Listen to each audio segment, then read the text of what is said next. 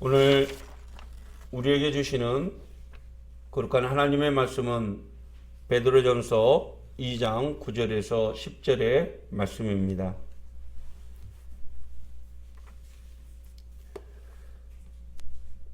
그러나 너희는 택하신 족속이요 왕같은 제사장들이요 거룩한 나라요 그의 소유가 된 백성이니 이는 너희를 어두운 데서 불러내어 그의 기이한 빛에 들어가게 하신 이의 아름다운 덕을 선포하게 하려 하심이라. 너희가 전에는 백성이 아니더니 이제는 하나님의 백성이요 전에는 국류를 얻지 못하였더니 이제는 국류를 얻은 자니라. 아멘. 오늘은 성도의 자부심이라는 제목의 하나님의 말씀을 함께 나누도록 하겠습니다. 작년 12월 연말에 뉴스에 잠깐 소개된 사연이 제 눈길을 끌었습니다. 2호선 사당역 계단에 앉아서 껌을 팔던 94세 할머니가 숨을 거두게 되자 많은 사람들이 할머니가 앉았던 그 자리를 찾아서 꽃과 추모 메시지를 두고 온다라는 내용이었습니다. 작년 4월에 방송된 제보자라는 프로그램에 소개된 할머니의 사연은 이렇습니다. 장성한 아들 둘과 딸 둘을 둔 할머니는 자식들에게 짐이 되지 않기 위해서 이른 아침부터 하루 종일 사당역 계단에 앉아서 껌을 팔며 생계를 유지했던 것입니다. 그러다가 어느 누구가 껌을 사러 왔다가 그냥 할머니 앞에 돈을 던져놓고 가면 할머니는 기어이 쫓아가서 껌을 주든지 그 돈을 돌려주었다라는 것입니다. 자기는 당당하게 물건을 파는 장사꾼이지 거지가 아니라는 것이었죠. 취재하는 PD에게 할머니는 말합니다. 자식들 키울 때 잘 먹이고 잘 키우지 못해 한이 되어서 걸어 다닐 수 있는 한 자식들에게 도움이 주는 그런 부모가 되고 싶다고 말입니다. 자식을 둔 부모로서 어머니로서 참 대단한 자부심이었습니다. 자기가 하는 일에 대해서 부끄러워하지 않았고 오히려 당당하게 자기의 일에 대한 긍지를 가지고 살았기 때문이죠. 그렇습니다. 스스로에 대해서 과대평가하는 것은 교만이라고 하고 과소평가하는 것은 비굴함이라고 말하고 하지만 자기 자신을 정확하게 평가하는 것은 자부심이라고 표현합니다. 이 자부심에 대한 사전적인 의미는 자신의 가치나 능력을 믿고 당당하게 여기는 마음, 이것을 자부심이라고 표현을 하죠. 자부심을 가지고 있다는 것은 스스로를 당당하게 생각한다는 것을 말합니다. 사당역 계단에 앉아서 12시간씩 껌을 팔아도 자신의 노동력과 자식들을 돌본다라는 자부심을 가졌던, 그래서 당당했던 할머니처럼 말입니다.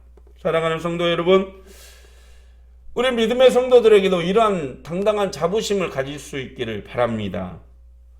한 생명이 천하보다 귀해서 자신의 생명을 내어줌으로써 죄에 고통받는 백성들을 구원해 주신 하나님의 백성으로서 당당한 말입니다.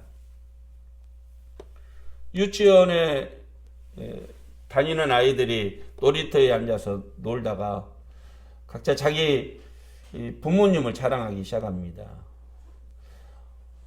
우리 아빠는 국회의원이랑 너무 친하다. 그랬더니 다른 아이가 에이 그 정도.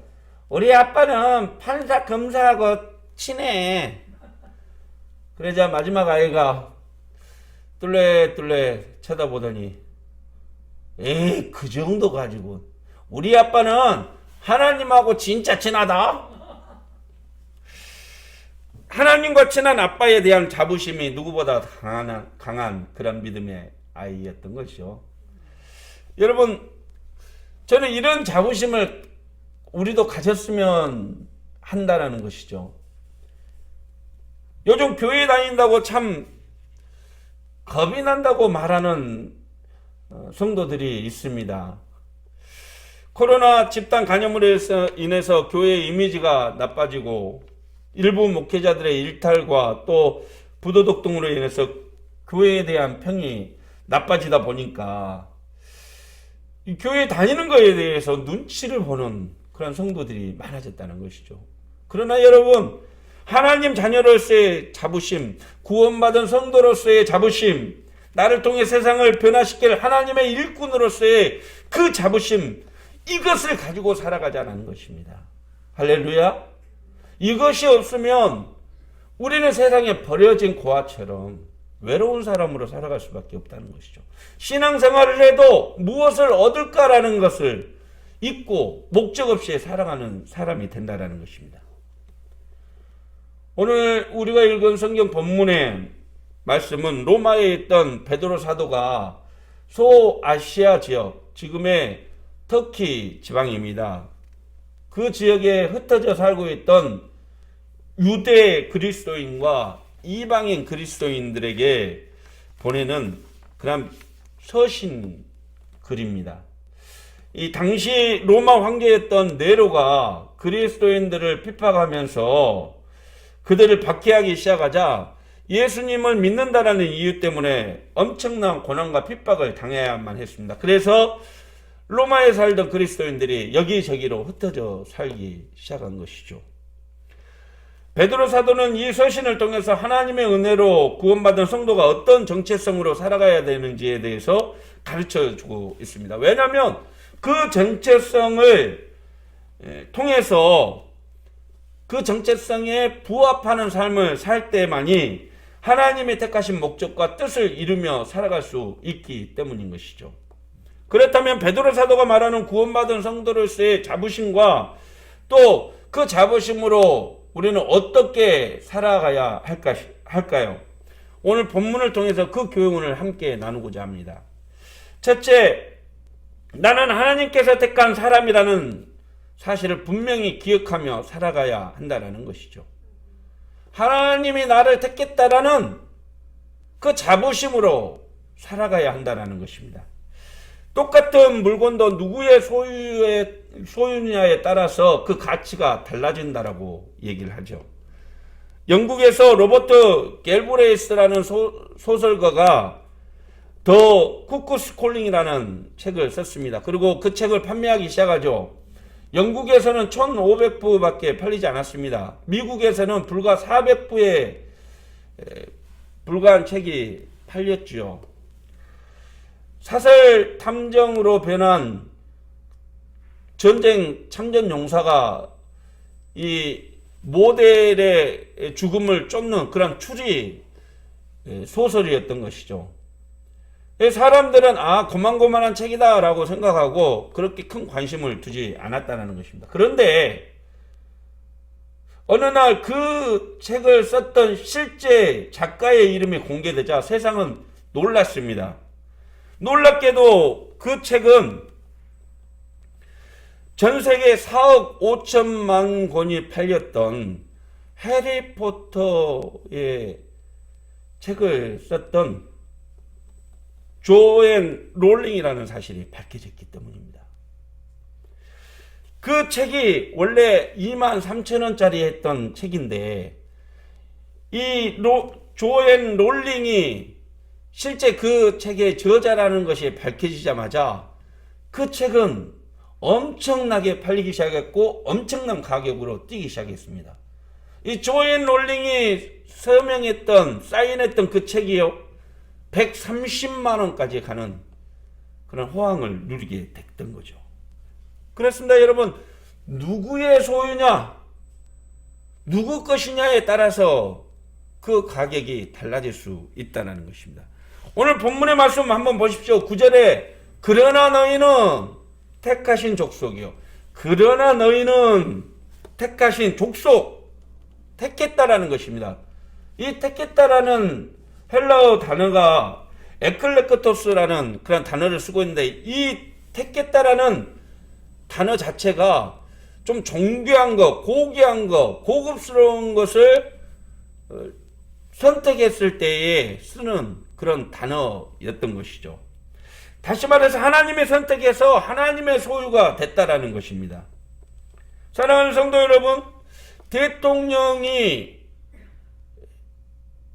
우리를 청와대에 선택해서 부르는 것만 해도 참 대단한 영광이다라고 표현을 하는데, 세상 만물을 다스리고 주관하시는 하나님께서 우리를 선택하시고 하나님의 자녀가 되게 하시고 거듭나게 하시고, 그래서 하나님의 영광 받는 존재로 우리를 세우셨다, 우리를 선택하셨다.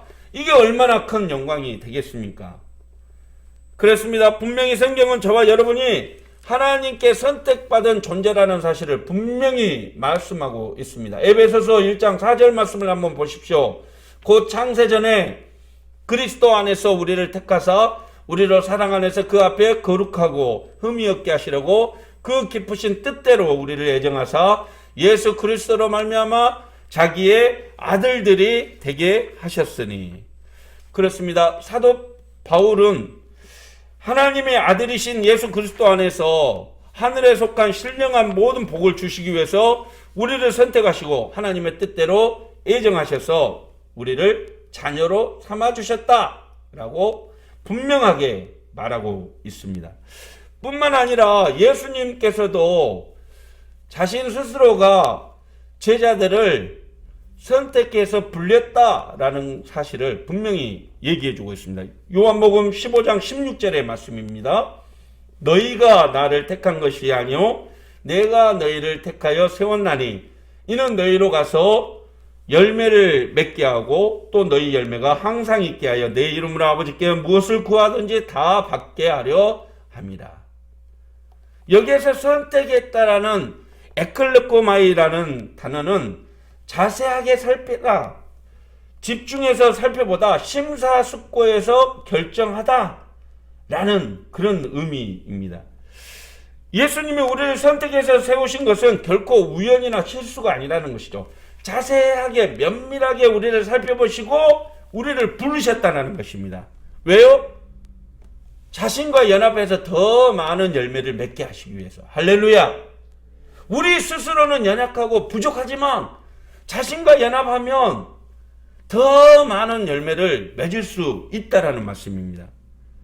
그렇습니다. 이 세상 어떤 국적이든지 인간의 힘과 노력으로 얻을 수 있습니다. 그러나 죄인된 이 땅의 사람들이 하나님 나라의 백성의 자격을 얻는 것은 그 스스로의 노력으로는 절대로 불가능하다라는 사실입니다. 오직 하나님의 자비와 선택을 통해서만 가능하다라는 것이죠.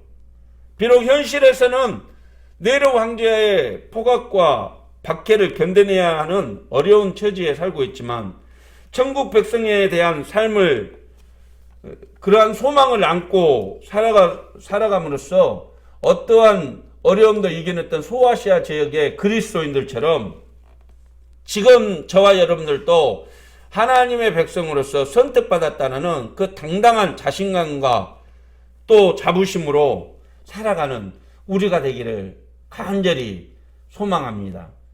우리 스스로가 하나님을 선택하신 것이 아니라 하나님께서 면밀히 살피시고 검토하신 후에 우리를 선택하셨다는 것입니다. 여러분, 우리는 세상의 그 어떤 존재보다도 하나님으로부터 선택받은 존재입니다. 그래서 더 고귀하고 아름다운 것입니다. 우리의 삶을 통해서 더 풍성한 하나님의 은혜를 경험하는 저와 여러분이 되시기를 소망합니다. 두 번째, 거룩한 지위를 얻었다는 자부심으로 살아가는 저와 여러분이 되었으면 좋겠습니다.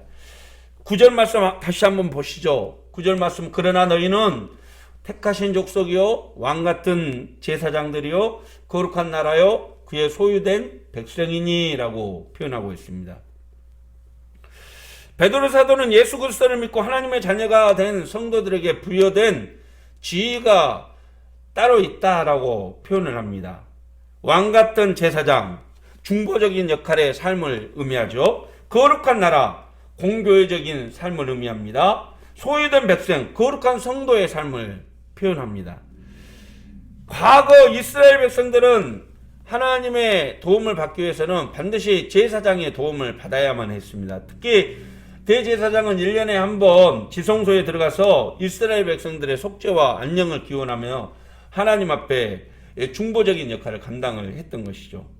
이스라엘 백성과 마찬가지로 죄인인 우리를 위해서 예수님께서 이 땅에 오셔서 대제사장이 되어 주셨습니다. 뿐만 아니라 예수님은 구원받은 우리가 하나님께 나아갈 특권을 주셨고 우리가 제사장으로서 세움받을 수 있도록 우리를 세워주셨다는 것입니다.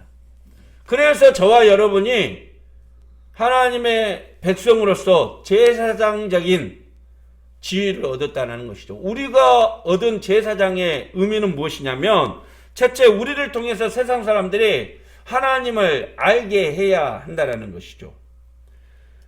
우리가 세상을 살아갈 때에 어떤 삶을 사느냐에 따라서 우리를 통해서 하나님을 알 수도 있고 하나님을 욕되게도 할 수 있다라는 것입니다. 하나님이 우리를 선택하신 의미가 바로 여기에 있죠. 두 번째 제사장으로서의 역할은 바로 제사를 드리는 의미입니다. 예수님의 사랑은 이 땅에 오셔서 당신이 직접 친히 속죄 제물이 되어 주셨죠. 이스라엘 제사장은 제사의 주관자였습니다. 이것 해라 저것 해라 할 수도 있지만 그러나 예수님께서는 직접 자신의 몸을 들여서 하나님께 완성된 제사, 하나님의 기쁨이 되는 순종의 제사를 드려주신 것이죠. 아름다운 예배와 삶 속에서 나타나는 착한 행실, 하나님의 사랑을 전하는 사랑의 도구가 되도록 하나님께서는 우리를 왕같은 제사장들로 불러주셨다는 말씀입니다. 사랑하는 성도 여러분, 오늘 하나님의 왕같은 제사장, 또 하나님의 거룩한 나라, 하나님의 백성이 되었다는 것은 하나님의 특별한 섭리 가운데 선택되었다는 것을 의미합니다. 그래서 그 선택을 통해서 하나님의 무한한 사랑과 힘과 능력을 공급받고 이제 특별하게 보호의 대상이 되었다는 것이죠. 세상 그 누구도 누려보지 못하고 가져보지 못한 지위를 갖게 되었다라는 것입니다. 그래서 베드로 사도는 네로 황제와 또 핍박과 고난 속에서도 그리스도인들은 절대로 천국 백성의 그런 삶을 잊어서는 안 된다라고 말하고 있는 것이죠. 베드로전서 1장 7절의 말씀 우리 같이 한번 보겠습니다. 너희 믿음의 확실함은 불로 연단하여도 없어질 금보다 더 귀하여 예수 그리스도께서 나타나실 때에 칭찬과 영광과 존귀를 얻게 할 것이니라. 예, 아무리 힘들고 어려워도 하나님께서 선택한 하나님의 백성으로서 거룩한 지위를 얻은 사람들처럼 그렇게 살아간다면 하나님 앞에 서는 날 우리는 칭찬과 존귀와 영광을 얻게 될 것이라는 말입니다. 여러분, 비록 현실은 이렇게 우리가 세상을 살아가는 것이 참 녹록지 않다라는 것을 가르쳐주고 있습니다. 그렇지만 여러분, 하나님께서 특별한 섭리 가운데 우리를 하나님의 은혜의 지위를 주시고 하나님의 영광을 위해서 사용하신다는 그 사실을 깨닫고 현실 앞에 부딪히는 그 문제들에 연연하지 마시고 나는 하나님의 특별한 은혜를 받았다라는 그런 자부심으로 오늘 하루도 구원의 확신을 가지고 살아가는 저와 여러분이 되시기를 축원합니다. 세 번째 의미는 사명자로 세움받았다라는 자부심을 안고 살아가야 된다는 것이죠. 예수님을 믿고 하나님의 자녀가 된 성도는 첫째, 하나님의 선택된 백성이고, 두 번째, 왕같은 제사장이고, 세 번째는 거룩한 백성이고, 네 번째는 하나님의 소유된 백성이다라고 표현을 하고 있습니다. 왜 이런 것을 얻게 되었을까? 이런 지위를 얻게 된 이유가 무엇일까? 본문으로 다시 돌아가 보면 9절 말씀 다시 한번 읽어보시죠. 9절 말씀. 그러나 너희는 택하신 족속이요 왕같은 제사장들이요 거룩한 나라요 그의 소유가 된 백성이니 이는 너희를 어두운 데서 불러내어 그의 기이한 빛에 들어가게 하신 이의 아름다운 덕을 선포하게 하려 하심이라. 이는이라는 단어는 이렇게 한 이유라는 뜻이죠. 이렇게 하신 하나님의 이유가 있다라는 것이죠. 하나님께서 우리에게 새로운 신분을 주신, 지위를 주신 이 이유는 하나님이 우리에게 일을 맡기고 사명을 주시기 위해서다라는 표현입니다. 하나님이 우리에게 주신 사명은 무엇일까요? 그것은 우리를 어두운 데서 불러내어 그의 기이한 빛에 들어가게 하신 이의 아름다운 덕을 선포하게 하려 합니다. 아름다운 덕. 이 덕이라는 헬라어 단어는 탁월함이라는 뜻을 가지고 있습니다. 그러니까 월등하다라는 것이죠. 하나님께서 자신의 아들을 내어주심으로써 세상 사람들을 구원하시는 그 선택, 이것이 탁월하다는 것입니다. 이 탁월한 하나님의 사랑을 널리 알리게 하시기 위해서 우리를 선택하시고 부르셨다라는 것이죠. 하나님의 아름다운 덕을 선포한다라는 것은 두 가지 의미죠. 첫째는 하나님을 안 믿는 사람들에게 그리스도의 복음을 전하는 것이고, 또 다른 하나는 우리 스스로가 하나님의 거룩한 백성으로서의 삶을 살아간다라는 것입니다. 예수님께서 높임을 받으실 분이요 찬양받기에 합당하신 분이라는 것을 우리의 삶을 통해서 알려내는 것이죠. 이것이 하나님께서 우리를 부르시고 우리를 택하시고 우리에게 거룩한 지위를 주시고 우리를 돌보신 하나님의 이유라는 것입니다. 그렇습니다. 여러분, 저와 여러분은 하나님의 백성입니다. 아멘. 저와 여러분은 하나님께서 특별한 은혜를 주신 사람들입니다. 그래서 우리는 그냥 아무렇게나 살아가서는 안 되는 존재시죠. 어떤 사람들은 자기 삶이 힘들고 어려울 때 스스로를 포기해버리고, 어떤 사람들은 스스로 좌절하고 절망하고 삶의 희망을 느끼지 않고 포기하고 살아갑니다. 그러나 저와 여러분은 그런 존재가 아니라는 거죠. 시장에서 파는 하찮은 바이올린도 여러분 유명한 연주자의 손에 들어가면 그 존재 가치는 달라집니다.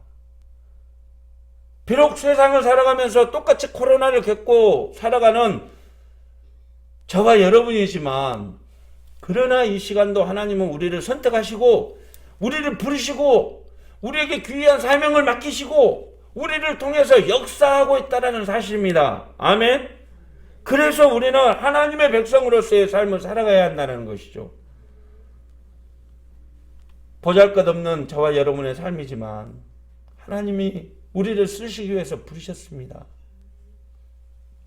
이것이 엄청난 은혜와 사랑이죠.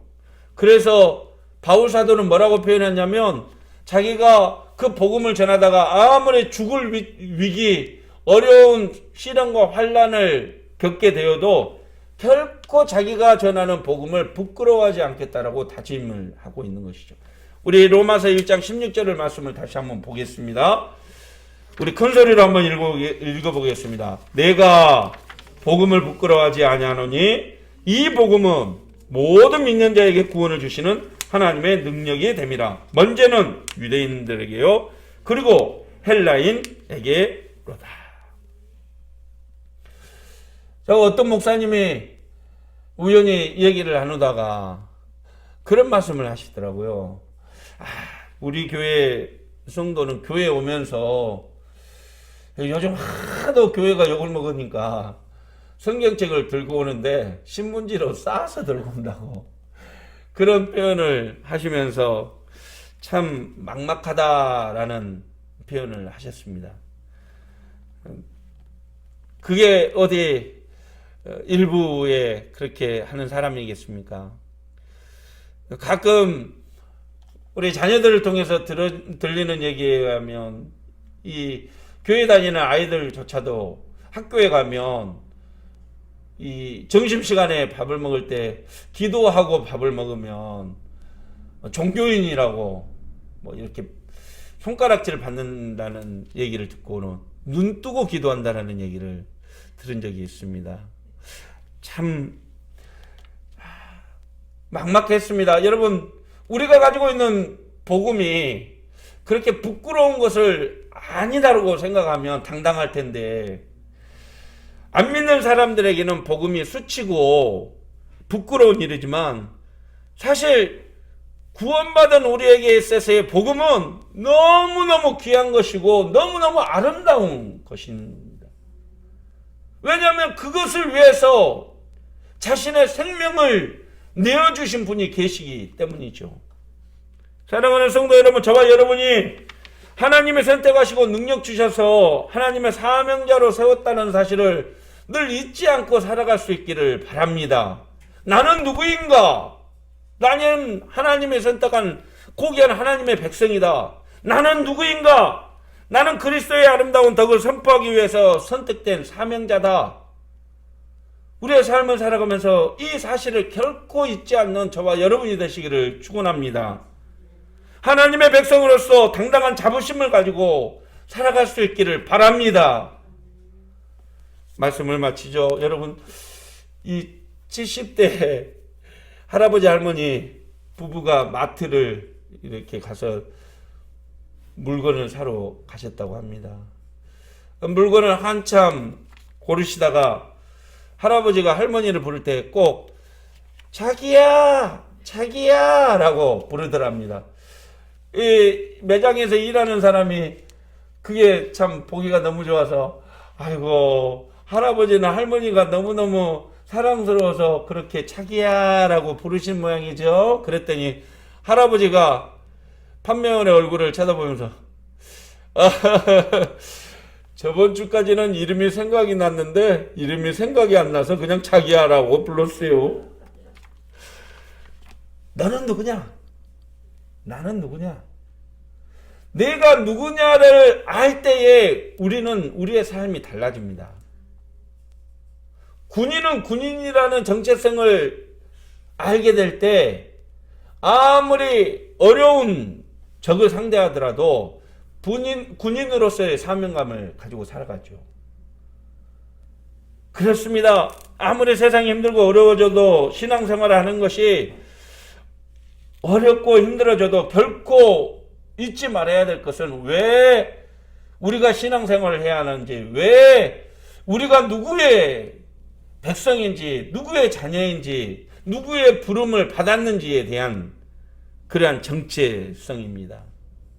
예수 그리스도를 주로 믿는 우리는 한 사람 한 사람이 이 세상에 너무나 약한 존재들이죠. 그러나 우리에게는 나사렛 예수 그리스도의 권세가 있다는 사실을 잊지 마시기 바랍니다. 당당하시길 바랍니다.